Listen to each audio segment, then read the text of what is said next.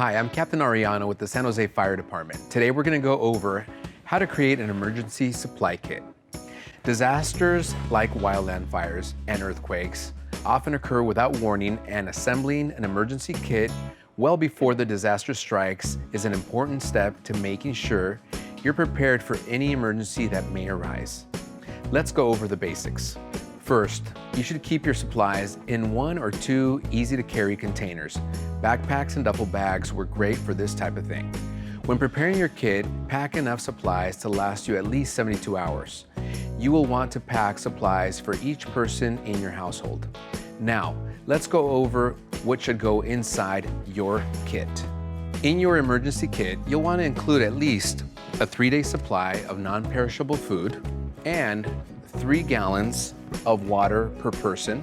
You'll also want to pack a change of clothing and comfortable shoes, a poncho in case it rains, and an emergency survival blanket to keep warm. Sanitation supplies such as disinfecting wipes and hand sanitizer, and personal care items such as a toothbrush, a toothpaste, and a comb, a hand crank or battery-powered radio with extra batteries. That way, if your power or phone signal goes out, you will still be able to use the radio to listen for emergency updates.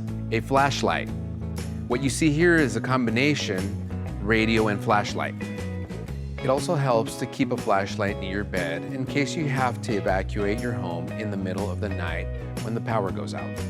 Prescriptions or any special medications, an extra set of car keys, cash, and credit cards, and a first aid kit to treat any kind of minor injuries. A whistle to signal for help, a dust mask to help filter any contaminated air, copies of important documents such as insurance and banking information, birth certificates, and passports. Consider placing these in a plastic bag to prevent them from getting wet. You can also save copies of these documents on a USB drive.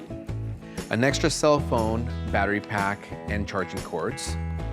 Remember, if you have any pets, make sure to include enough food, water, and medications for them as well.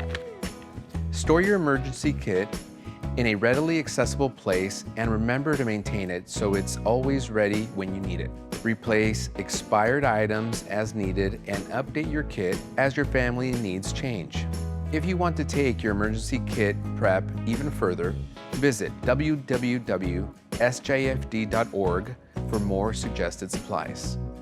After you've assembled your emergency supply kit, you can have peace of mind knowing that your family is more prepared against unforeseen events. Until next time, thank you for watching.